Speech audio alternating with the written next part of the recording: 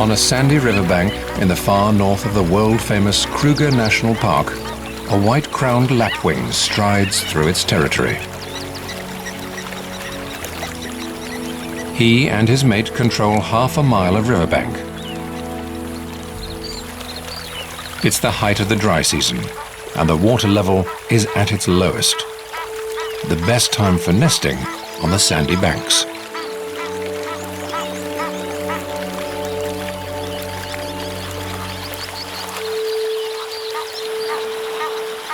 The Lapwings River is called the Luvuvhu, and it flows through a very special piece of wilderness known as the Pafuri.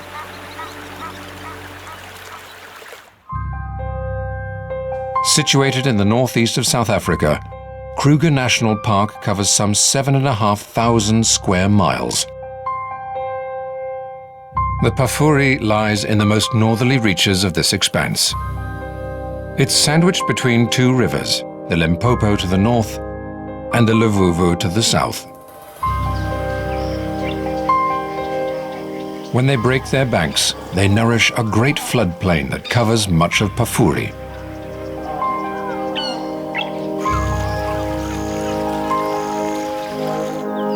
Here, lush lowlands feed herds of grazers, and iconic forests grow tall and green.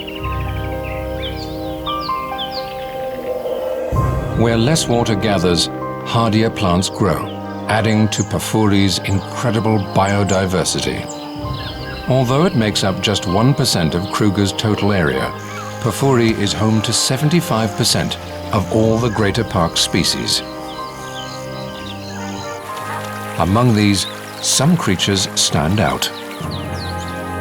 From species rarely seen in the rest of the reserve to great herds of its iconic characters.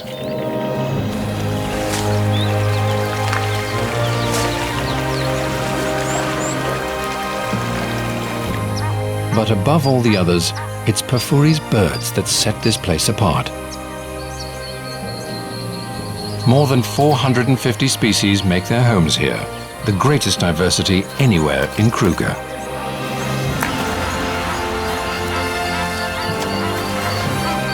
For many tropical African species, this is the most southerly extent of their range. It's midwinter and the height of the dry season. After a protracted drought, the great Limpopo River stands dry. But the Luvuvhu still flows, making it a busy watering point for birds and animals alike. And the lapwings have done well to secure a spot on the banks. For almost all wildlife, each day includes a trip to the river during this trying time of year.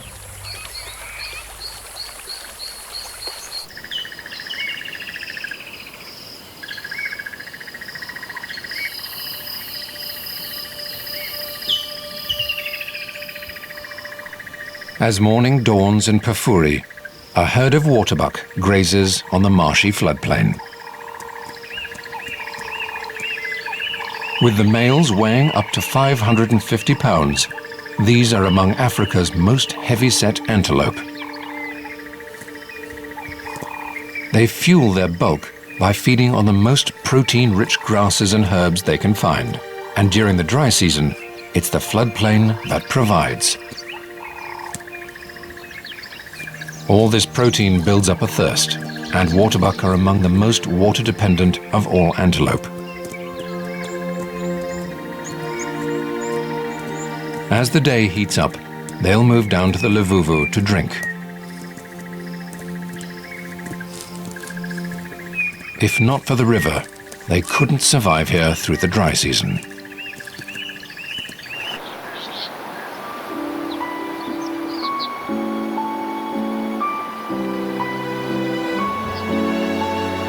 The river flows from west to east across the park, shaping the landscape and attracting its wildlife.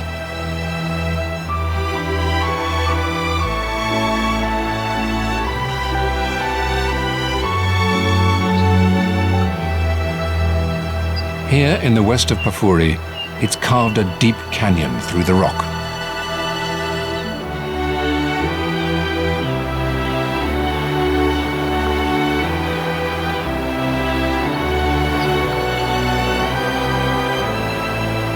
Known as Lana Gorge, it's testament to the Luvuvhu's steady flow over the millennia.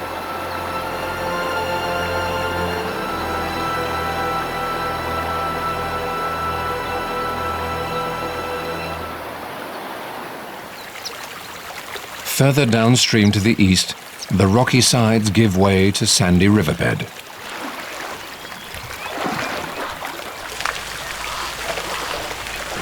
Here, a young bull elephant has arrived early to quench his thirst.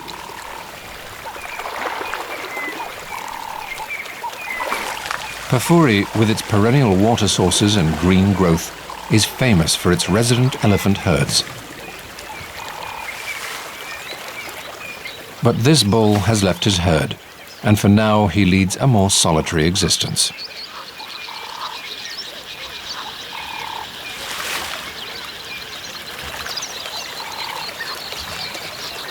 Social contact is an integral part of elephant life, and he will have spent his first 15 years in the company of his mother, siblings, aunts and cousins.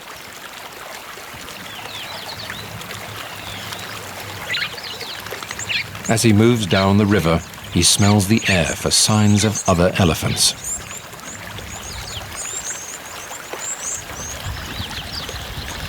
If he can find a group of other bachelors, he may join them for the sake of companionship.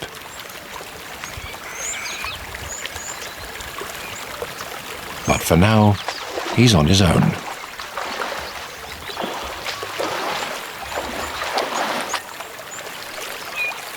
Just downstream, another group of social creatures makes their home.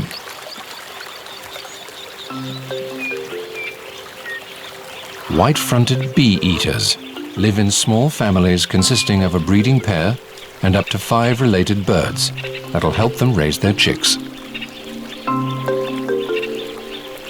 In a few months, when early summer brings the rains, they'll dig more nests like these into the riverbank to lay their eggs. The rain will trigger a flush of insect life, and there'll be plenty of food to feed their chicks. For now, the adults can support themselves on the insects around the river.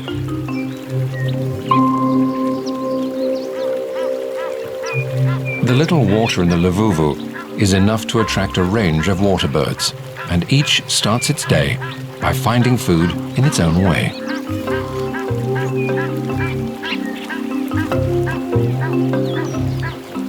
A pair of African jacanas treads delicately at the water's edge.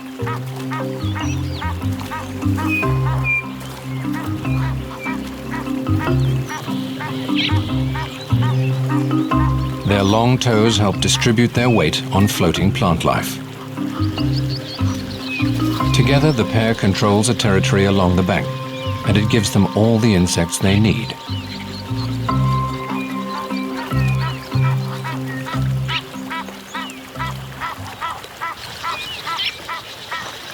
A pair of Egyptian geese forages on aquatic plants growing in the stream. They get stuck in, reaching down for the tastiest morsels. A hammerkop takes a more measured approach.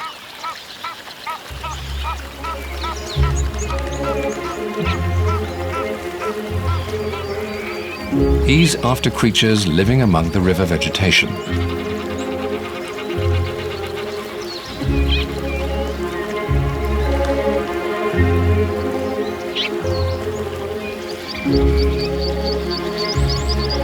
He prefers a breakfast of tadpoles, but he snaps up aquatic invertebrates too. For a 3-banded plover, it's all about covering ground. He moves quickly along, pecking at the water's surface for insects and their larvae.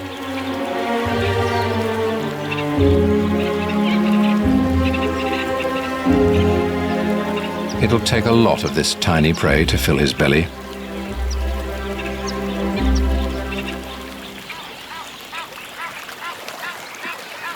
While some are enjoying the river's ample food supply, a great egret is finding things trickier. It's after fish and amphibians, but they're proving elusive.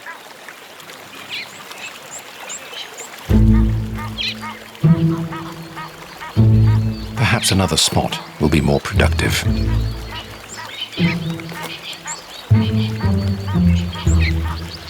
It readies itself for the strike, but fails again.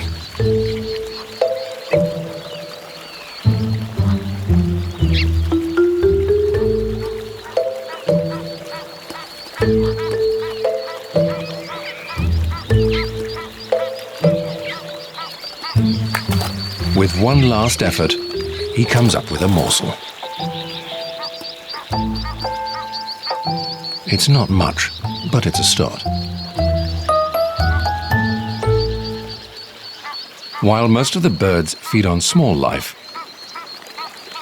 there are others here looking for bigger prey. The banks are lined with the scaly bodies of Nile crocodiles sunning themselves. Since the Limpopo River to the north dried up, many of the resident crocs have moved into the Luvuvhu. Here the water still flows deep enough to sustain them. They're best known for ambushing prey from beneath the surface. But crocodiles will feed on fish too. They use their powerful tails to pursue their prey underwater.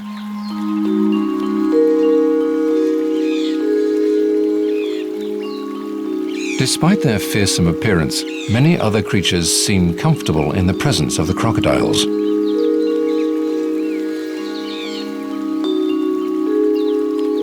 A flutter of butterflies cuts a sharp contrast with the rugged reptiles.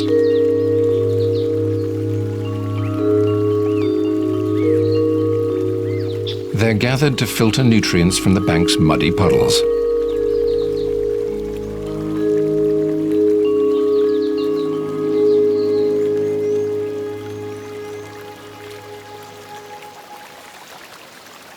The winged gathering attracts a crowd of its own.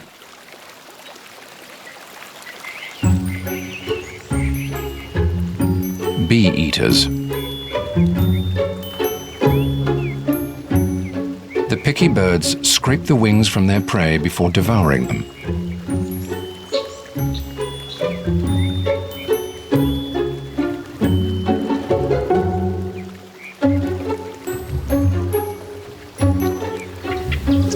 The bee-eater family will join forces with neighboring families to defend their foraging territory against other bee-eaters.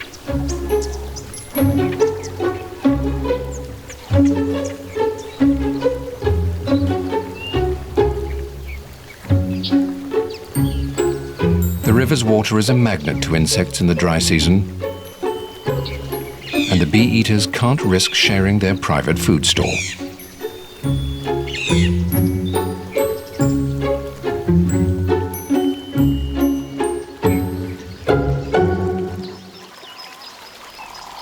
For many animals, Pafuri has lots to offer beyond the Luvuvhu.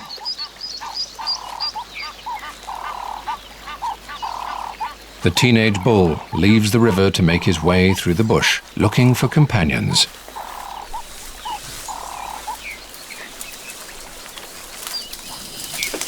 But he doesn't get far before his stomach distracts him. A full-grown elephant bull can weigh up to 5 tons.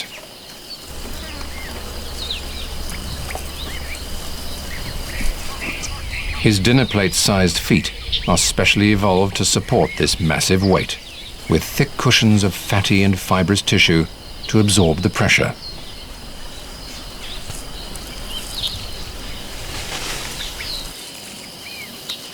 His trunk is the perfect tool for reaching the best leaves high in the trees.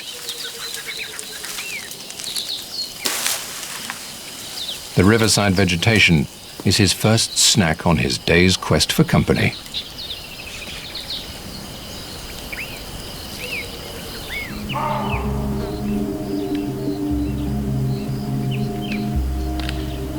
Pafuri has other food reserves in plenty for an elephant, including one type of tree in particular that the park is famous for.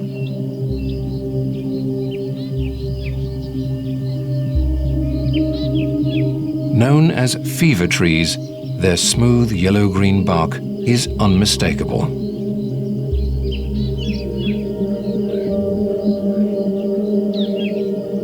Early settlers found that people traveling or living near these trees contracted terrible fevers. They blamed the trees themselves for the illness, but the blame was misplaced.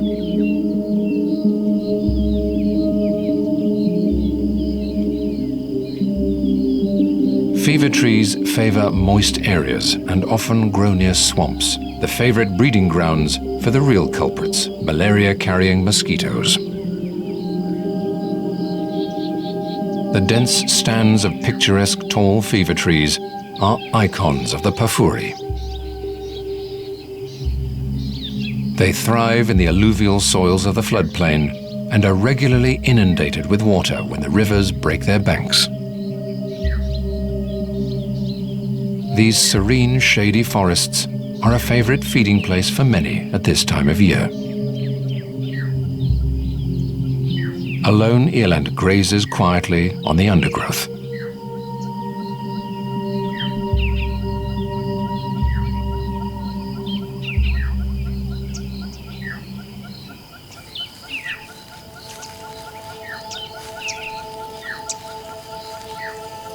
Not far away, a massive elephant bull disturbs the peace.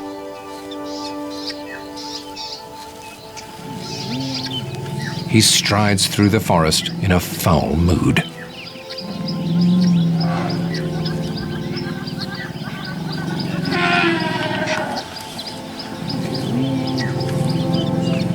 And it soon becomes clear why.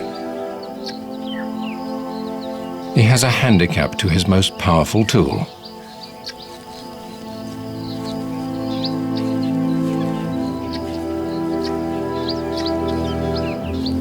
It's an old injury to his trunk, possibly caused by a crocodile's jaws, but more likely, a poacher's snare.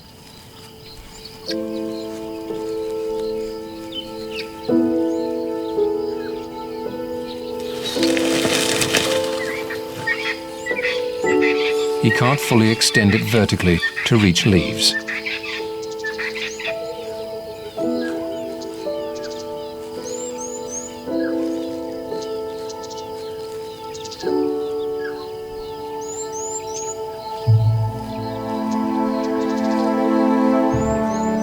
But like all elephants, he has the strength to bring them down to his level.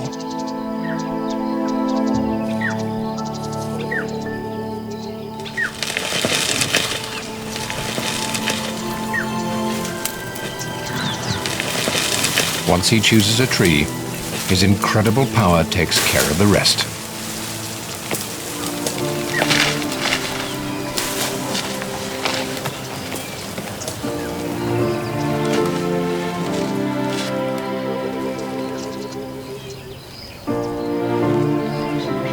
With the leaves at ground level, he's finally able to satisfy his agitating hunger.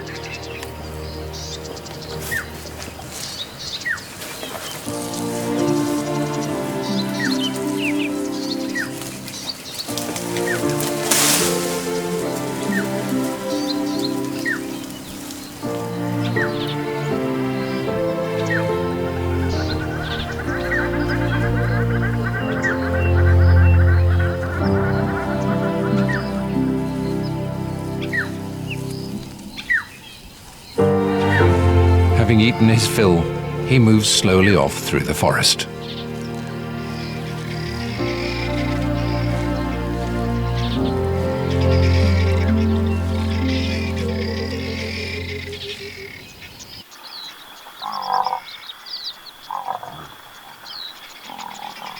Beyond the fever trees, a herd of African buffalo grazes out in the open.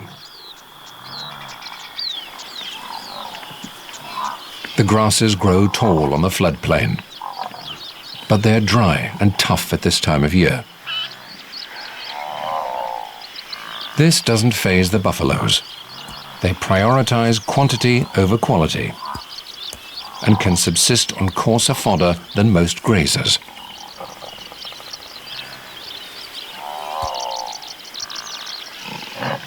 The herd is a moving restaurant for oxpeckers that pick away at pests and parasites.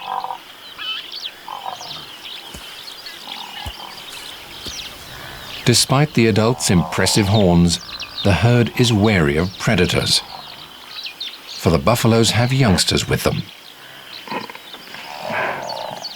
Eventually, they've had enough time in the open and head for the cover of Mopani thicket. These dense woodlands thrive on Pafuri's higher ground and add yet another habitat to the park.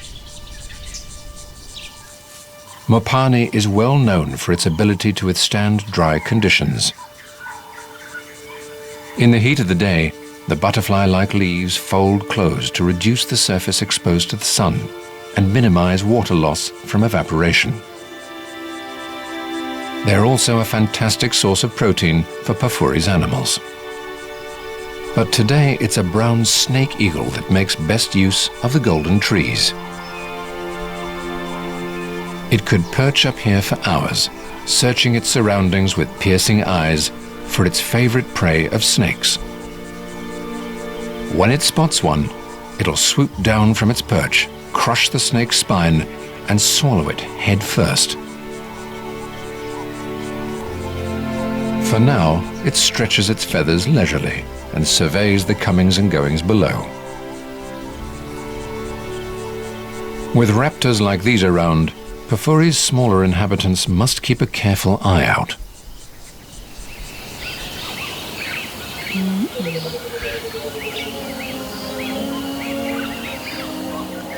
In the woodlands nearby, a deserted termite mound is home to a pack of dwarf mongooses.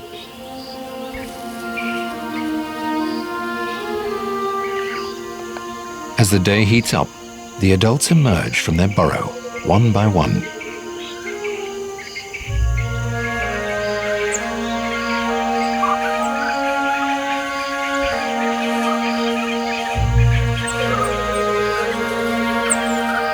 A communal latrine outside the entrance gives a clear scent sign that this home is taken.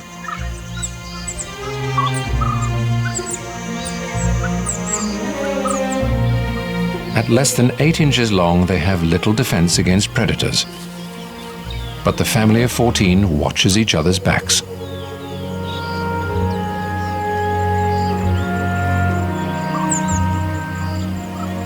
Sentries take to higher ground to get the best vantage point possible.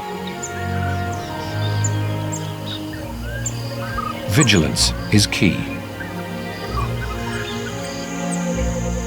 There are pups to protect.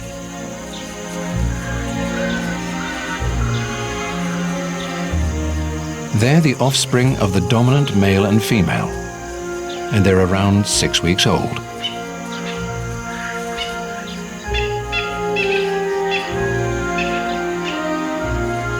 The whole pack works together to raise them. This includes the crucial tasks of babysitting and standing guard.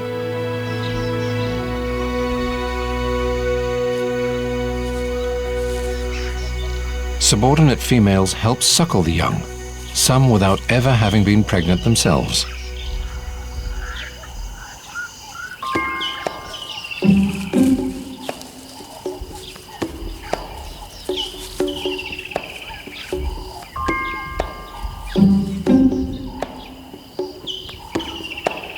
The rest of the pack heads out to scratch for prey with their long claws.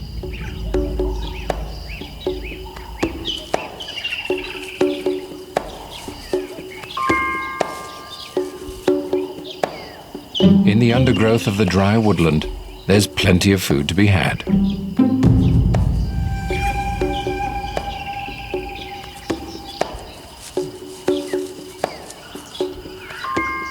A millipede, known locally as a shongololo, would be a juicy snack.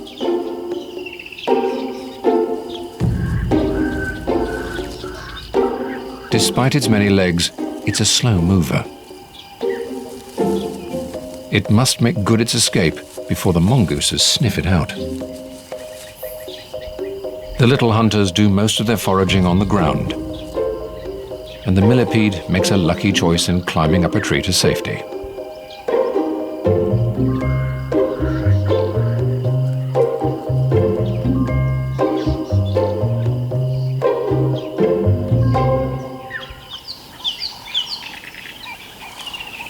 While the mongooses carry out their scuttling hunt, others plod slowly and steadily through the morning. An elephant mother is on the move with two youngsters. They've drifted from the herd to search the dry woodland for good fodder.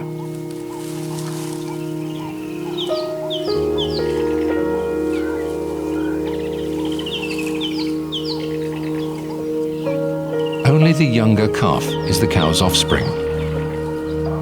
It stays close to her for safety at all times.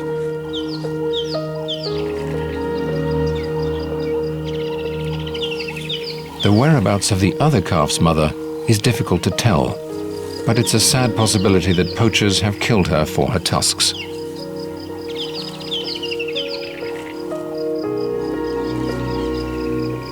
The three must rejoin their extended family soon.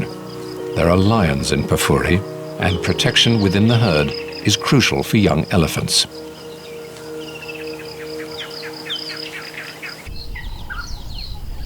Away from the Luvuvhu, a few small wetlands persist.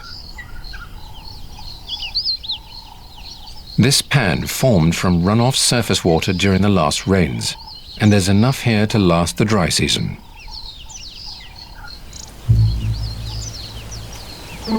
It's attracted 6 big bulls.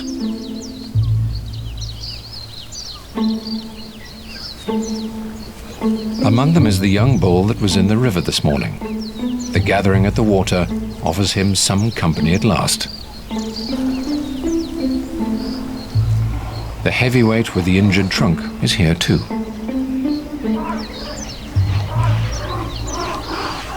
Neither can compete with the biggest of these bachelors.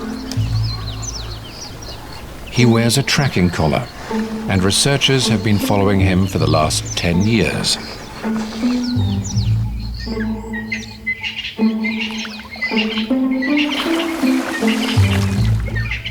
He's now in his prime at around 45 and has picked up scars of his own during his long life.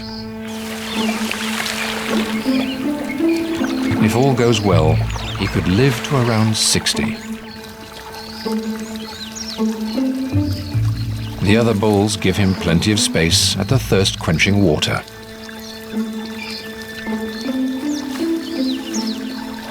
The bull with the wounded trunk has learnt to live with his handicap. To get maximum suction, he dips his trunk into the water at an angle. This closes the wound, so he's not sucking in air. But when he sprays it into his mouth, it's a losing battle.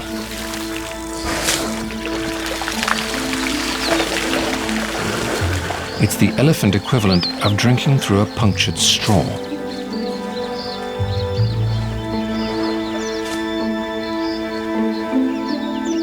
With this constant impediment, his agitated state from earlier in the day is easy to understand.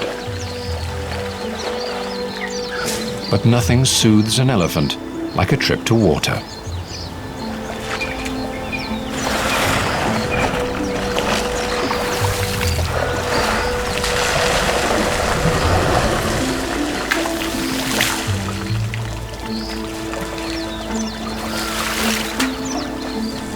And it always involves a good splashing.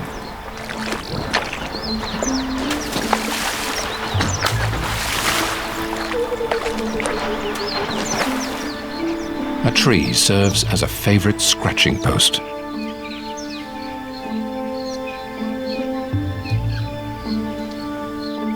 And a final layer of dust will protect against the hot afternoon sun.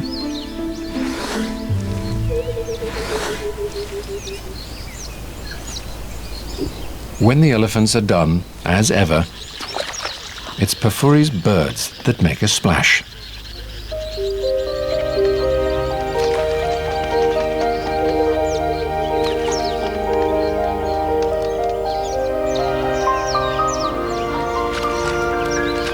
Fork-tailed drongos bathe themselves by plunging briefly into the water before flying off. It's the epitome of going for a quick dip.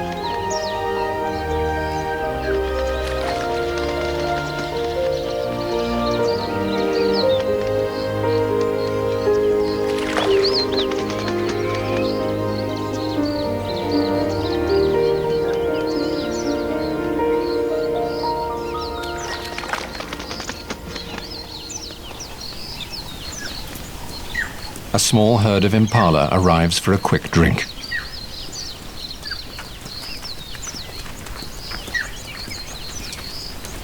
They're vulnerable with their heads down at the water and move swiftly on. As the midday heat sets in, many in Pafuri seek out water.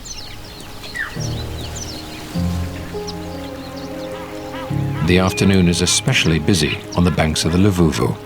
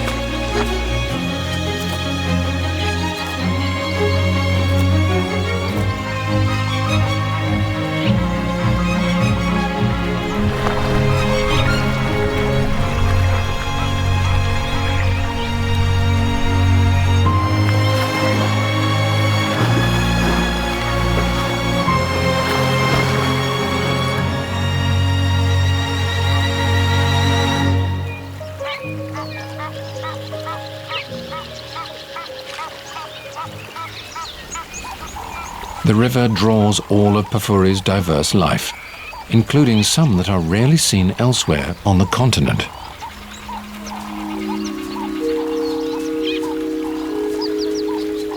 Nyala are particularly shy antelope, sticking to densely wooded areas, usually near water.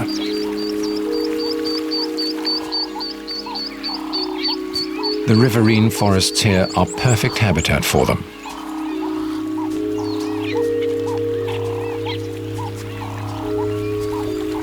As thirsty as they may be, they're cautious around the water.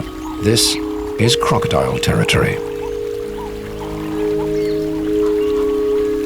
Across the river, a female Nyala has arrived with her 2 offspring. They're just as cautious as the males, and for good reason.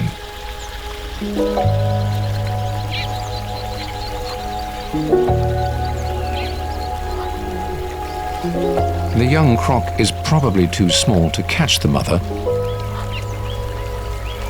but it might stand a chance against the fawn, and they're not taking any risks.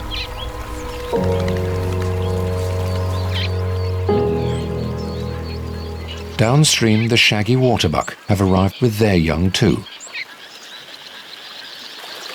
Even in the winter, temperatures can top 80 degrees Fahrenheit.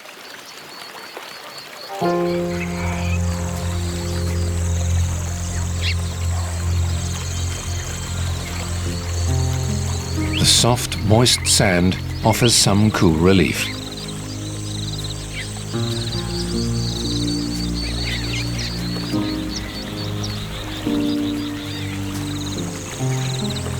Most of the water come with company, but an old buffalo bull has arrived alone. He's retired from the competition of herd life and no longer has to wait for hundreds of herd mates to quench their thirst before he moves off. He's not the only old male on the banks. the warthog boar's huge facial lumps are testament to his age.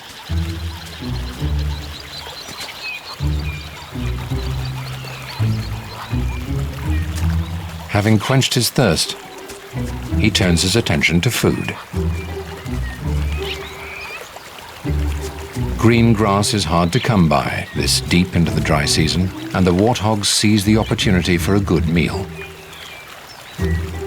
The riverside growth is a valuable source of food. For some, the banks provide a special treat. The seed pods of an acacia tree are a favorite snack for Chakma baboons.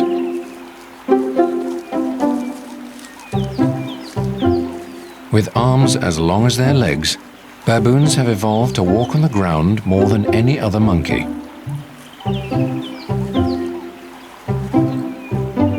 But the youngsters are completely comfortable in the tree, even as they pick their way between the thorns.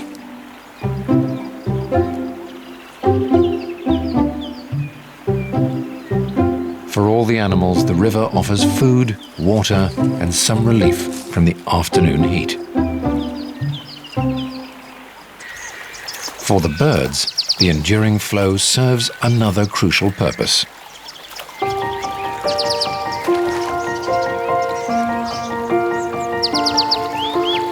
Most birds must bathe to keep their feathers in tip-top condition for flying.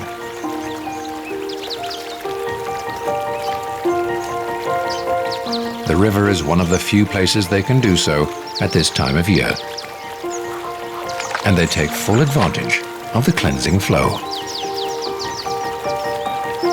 A white-crowned lapwing indulges in an afternoon bath.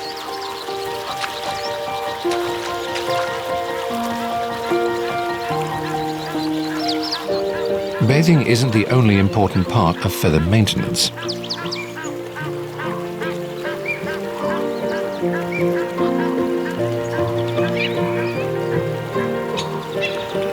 Others along the river preen to remove dust and parasites and carefully organize each feather into its proper place.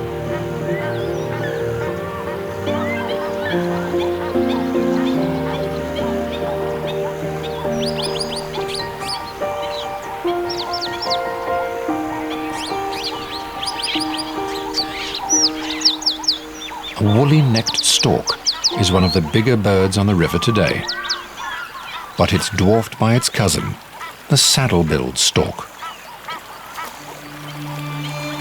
It towers at 5 feet tall. Like all other creatures, big birds are drawn to the Luvuvhu by the allure of water. An 11-pound white-backed vulture makes daily trips to water to drink and bathe.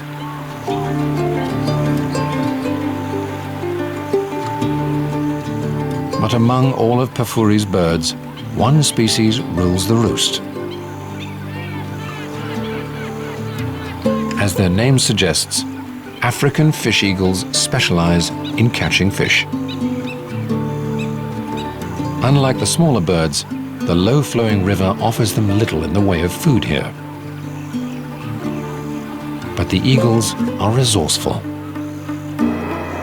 They prey on a variety of smaller life, including water birds. They're also fearless thieves, stealing prey from others as big as the saddle-billed stork. All this makes them formidable river mates for the other species.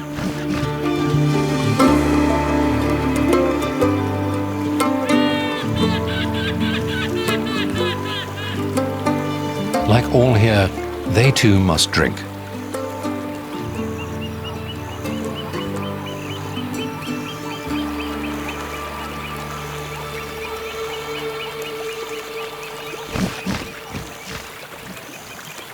The trickle of the river here is enough to satisfy the birds' needs, but there is one resident of Pafuri whose demands are far greater.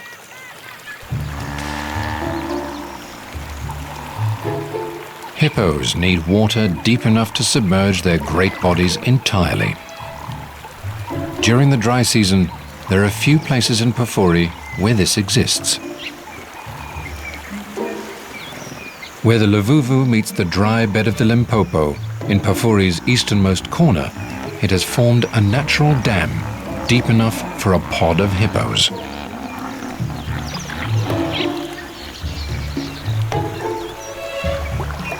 These huge animals have sensitive skins and spend most of their days submerged to escape the heat of the sun.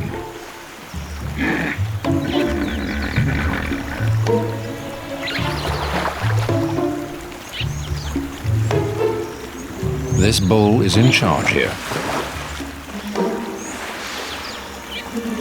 Should he need to assert his control, he can open his jaw to 150 degrees, bearing 20-inch long tusks.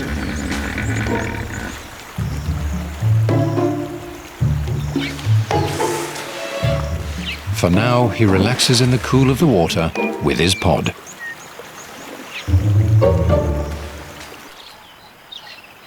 At the end of the Luvuvhu, the riverbed of the Great Limpopo shines white under the afternoon sun. Known as Crook's Corner, this point forms the border between three countries: South Africa to the southwest, Zimbabwe to the northeast, and Mozambique to the east.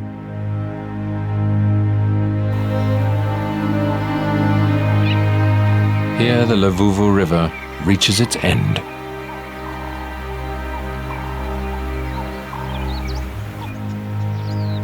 After flowing steadily eastward, it meets a boundary it cannot cross in the broad sandy bed of the Limpopo.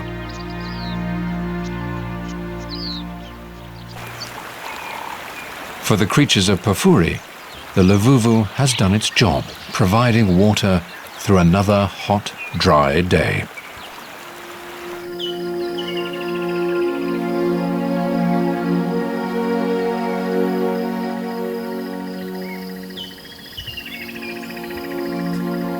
As evening sets in, the waterbuck are back, grazing on the floodplain.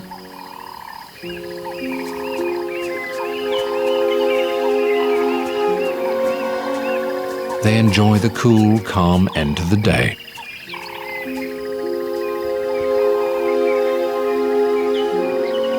The young elephant mother and her calf have found their herd as they emerge to cross the plain for a drink in the river.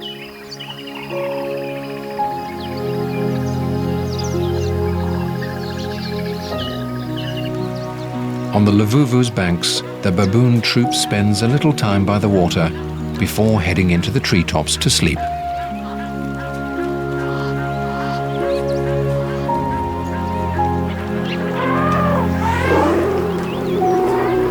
The river is a picture of peace until the elephants get here.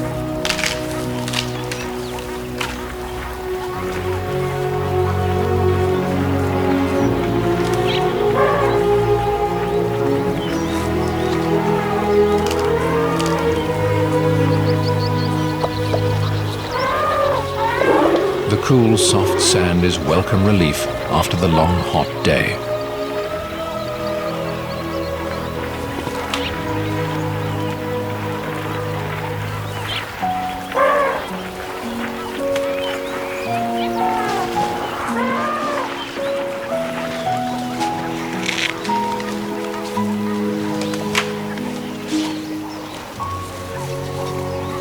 The Luvuvhu's banks are the site of a reunion.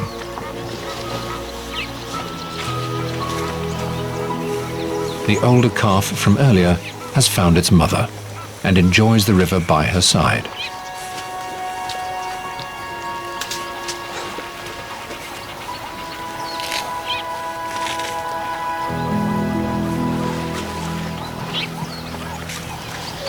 The herd takes its time to refuel with food and water.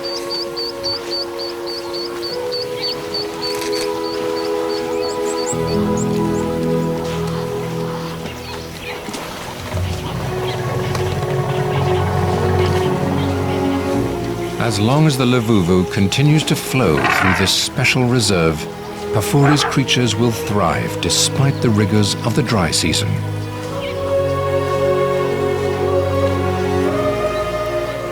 Sooner or later, heavy rains will come.